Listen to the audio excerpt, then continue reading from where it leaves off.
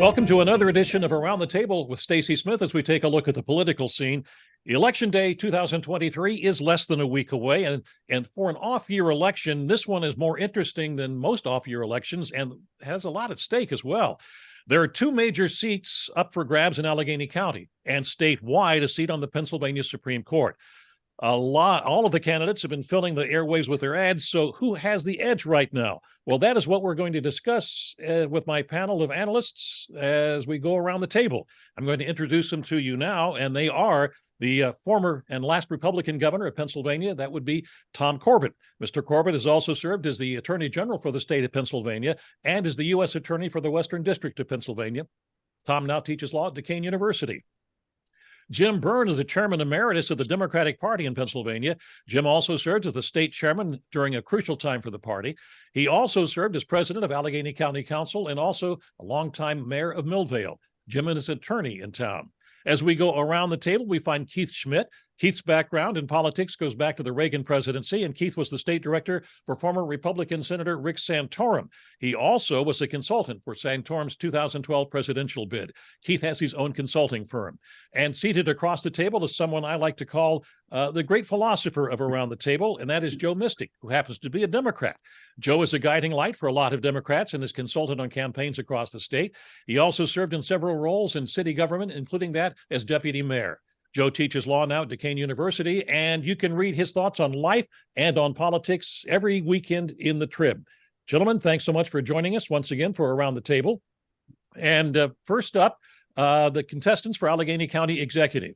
The Democrats have a sizable voter registration advantage over the Republicans, but most observers feel this is going to be a tight race. Governor, who has the edge, the Democrat Sarah Innamorato or the Republican Joe Rockey? I think the Republican Joe Rockey has that. Things have changed dramatically in the last 6 to 8 months. Normally, you would say because of registration edge, it would go to the Democrat. But their candidate is not a traditional Democrat candidate, as far as a lot of people within the Democratic Party who I've talked to have said. For coming from the progressive wing, I don't think she's getting the support out of the labor unions, the trade unions. She's not getting support from many traditional Democrats that I've been talking to. I see yard signs for Rockey in what I know very well to be Democrat yards. I think people are just too concerned with her perspective on what to do in Allegheny County. They look at Mr. Rockey, who is really a rags to riches story when it comes to his career, working his way up through PNC to be the chief risk officer, and his ability to act as an executive in, I think it is, and Jim, you correct me wrong, a $3 billion budget. Yes. Go ahead, Jim. What are your thoughts? Well, yes. The chief executive race after the primary, heavy advantage to the Democratic nominee with an obligation to unify a very divided party. That didn't happen, and there's no time left to do that. I think that explains why we're seeing what we're seeing and we're hearing what we're hearing. 2 weeks ago when you asked us this question, Stacy, I remarked that I believe because of the voter registration that it was an advantage to the Democrat. Then came this surge by Republican Joe Rockey, which is an ongoing surge, in particular in Democratic circles. So it is now one of these races where who has a better ground game? Will that momentum stop in 6 days or will it continue? And it is a dead heat. I'll be curious to see as they start to count the write-ins, what type of job Republican Chairman Sam DeMarco has done. He has been an advocate for the GOP in Allegheny County to engage in that process of write-ins. I'd like to see what they look like as they come in. And let's look at some of the traditional Democratic districts as the tallies come in. If the margins aren't what they are normally in a race like this, and you see a surge or higher numbers for the GOP candidate, it will be a very interesting evening. Yeah, the momentum is clearly with the Republicans right now. It was Sarah's to lose, and I think she found a way to lose it. She's done nothing, in my opinion, since the primary to unite her party or to look to expand her base. Her base was enough to win the primary, but she needed to expand it to win a general election.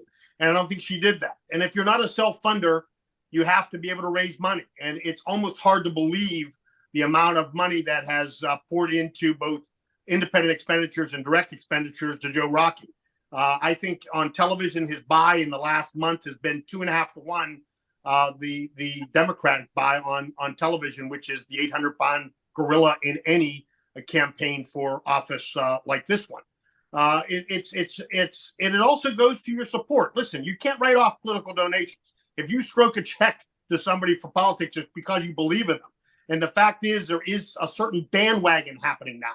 You see the Save Allegheny movement, the Forward Party, the Dems for Rocky, which are very active. And I'm seeing grassroots I didn't see by her opponents as much in the primary. Lit drops, door-to-door action, coffees, trying to steal a page from her playbook and meet her head-to-head. So right now, I think it's a train you're not going to stop. I think Joe Rockey is our next county executive.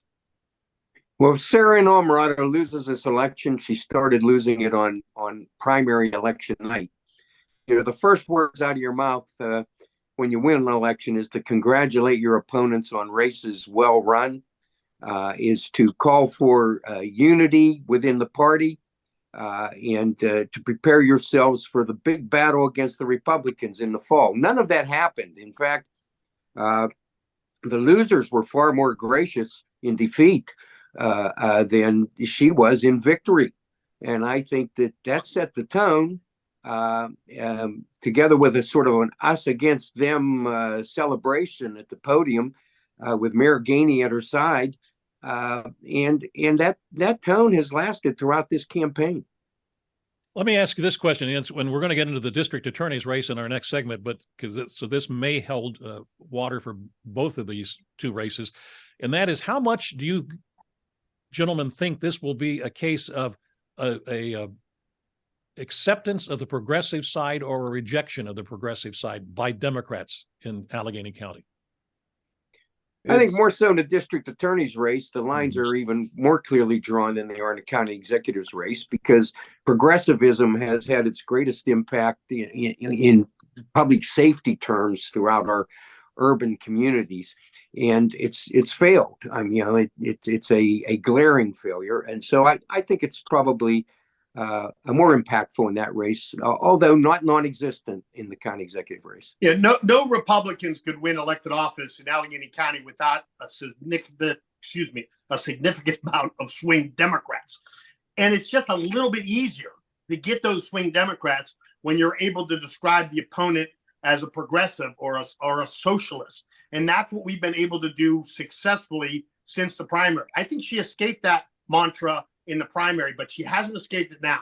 She has to wear that labeling, and what we see in the progressive agenda in the city, which has been an abject failure, is just a piling on to her woes as we approach election day. It's a little bit of both, Stacy. The progressives have worked for 10 years for this moment. They've had significant victories in primaries.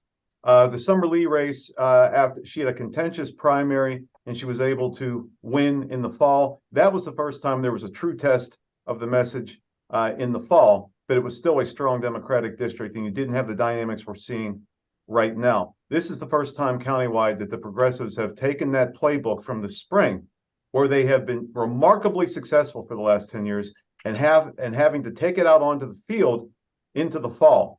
And they are not doing well, in my opinion, because of the section of the party where they're coming from.